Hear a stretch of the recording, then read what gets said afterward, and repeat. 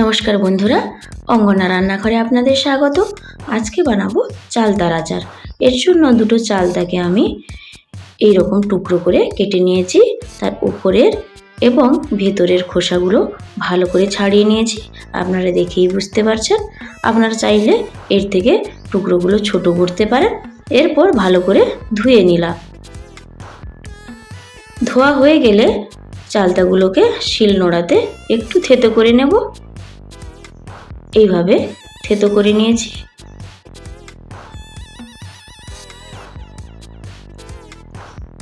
এইভাবে সব চালতাগুলোকেই থেতো করে নিতে হবে, খুব বেশি থেতো করবেন না। এরপর একটা কড়াইতে জল নিয়েছি।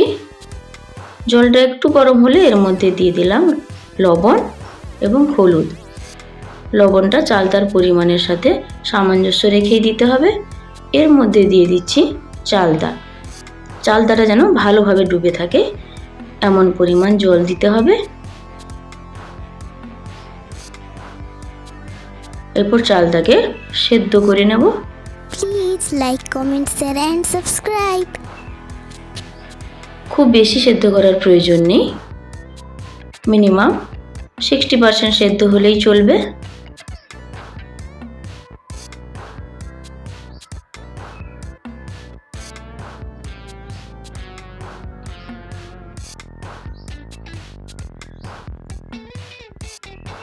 চালতা সেদ্ধ হয়ে গেছে। গ্যাসটা অফ করে চালতাগুলো ছেঁকে নেব। আমি এখানে দুটো পাকা চালতা নিয়েছিলাম।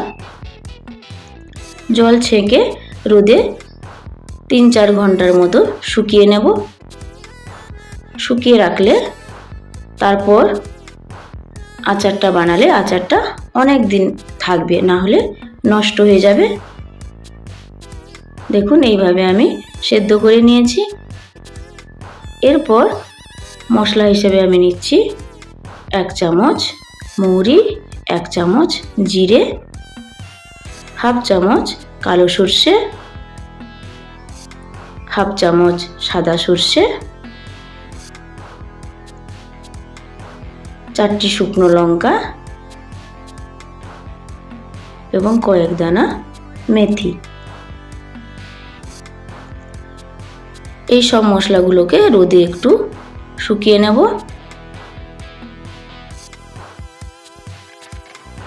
দেখুন চালতা শুকনো করা হয়ে গেছে। চালতার উপরে আর কোনো জল লেগে নেই।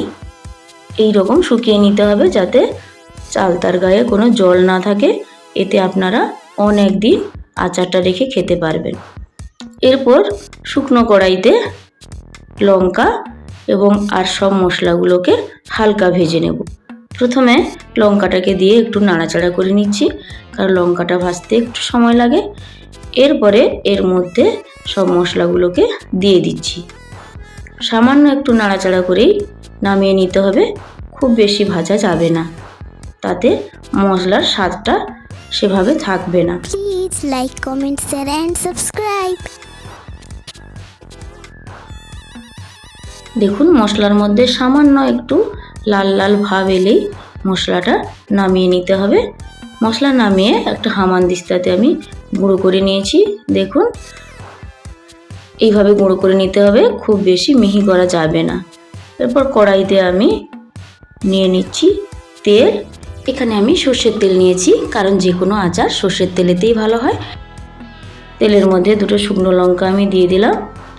তেলটা চালতার পরিমাণের সাথে দেখেই একটু দিতে হবে। আপনারা যদি বেশি তেল একটু পছন্দ করেন তো একটু বেশি দেবেন। এর মধ্যে দিয়ে দিলাম সামান্য কালো জিরে। কালো জিরেটা ফুটতে শুরু করলেই এর মধ্যে দিয়ে দিলাম চালতা। ভালোভাবে তেলের সাথে চালতা মিশিয়ে নেব, ভালোভাবে নাড়াচাড়া করে নেব।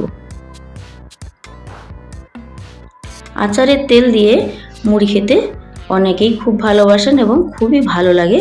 তাই যারা তেল খেতে একটু পছন্দ করেন তারা একটু লাইক, কমেন্ট, বেশি পরিমাণ তেল দিলে অসুবিধে নেই। এর মধ্যে দিয়ে দিচ্ছি সামান্য হলুদ গুঁড়ো। যেহেতু চালতা সেদ্ধর সময় হলুদ গুঁড়ো ছিল, দেওয়া হয়েছিল, তাই অল্প পরিমাণ দিলাম। আর দিয়েছি সামান্য একটু লঙ্কা গুঁড়ো। যারা একটু ঝাল খেতে ভালোবাসেন তারা আর একটু বেশি দেবেন। হলুদ এবং লঙ্কা গুঁড়ো ভালোভাবে মিশিয়ে নিচ্ছি। গ্যাসের ফ্লেমটা এই সময় মিডিয়াম রাখবো। দেখুন চালতাটা অনেকটা লাল লাল হয়ে এসছে। খুব বেশি দিন স্টোর করে রাখতে চাইলে চালতাটা ভালোভাবে একটু ভাজতে হবে লাল লাল করে। খুব বেশি লাল করা যাবে না, তবুও মিডিয়াম লাল লাল করে ভেজে নিতে হবে। স্বাদ মতো লবণ দিলাম। লবণটা একটু টেস্ট করে তারপরে দিতে হবে, যেহেতু সেদ্ধর সময় লবণ দেওয়া ছিল। আবারও ভালোভাবে নাড়াচাড়া করে নিচ্ছি। এর মধ্যে দিয়ে দিচ্ছি 2 চামচ চিনি। বড় চামচের 2 চামচ চিনি দিচ্ছি। আপনারা চালতাটা কেমন টক বা কতটা টক সেই হিসেবে চিনিটা অ্যাড করবেন। সেই জন্য চিনির সঠিক পরিমাণটা বলা সম্ভব হলো না।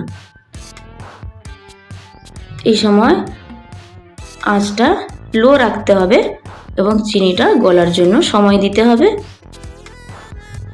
দেখুন চিনি গলতে শুরু করেছে। চিনিটা পুরো গলিয়ে নিতে হবে।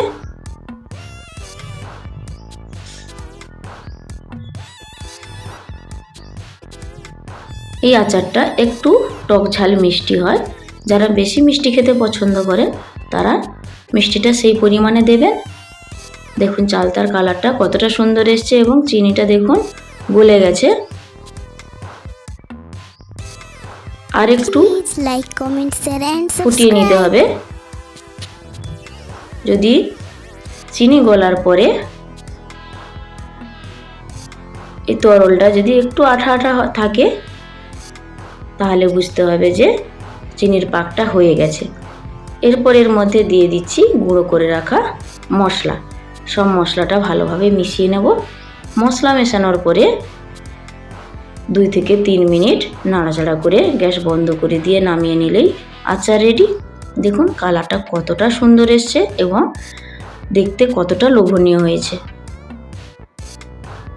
এবারে নামিয়ে নিচ্ছি। এই আচার আপনারা অনেক দিন রেখে খেতে পারবেন। অনেক দিন রেখে খেতে চাইলে এইভাবে আচারটা বানাতে হবে। একবার বানিয়ে দেখুন, খুবই টেস্টি এই আচার। একবার খেলে বারবার খেতে ইচ্ছে করবে। রেসিপিটা ভালো লাগলে অবশ্যই বাড়িতে একবার ট্রাই করবেন এবং চ্যানেলটিকে সাবস্ক্রাইব করে দেবেন। দেখুন আচারটা কতটা সুন্দর হয়েছে দেখতে। পুরো ভিডিওটা দেখার জন্য ধন্যবাদ।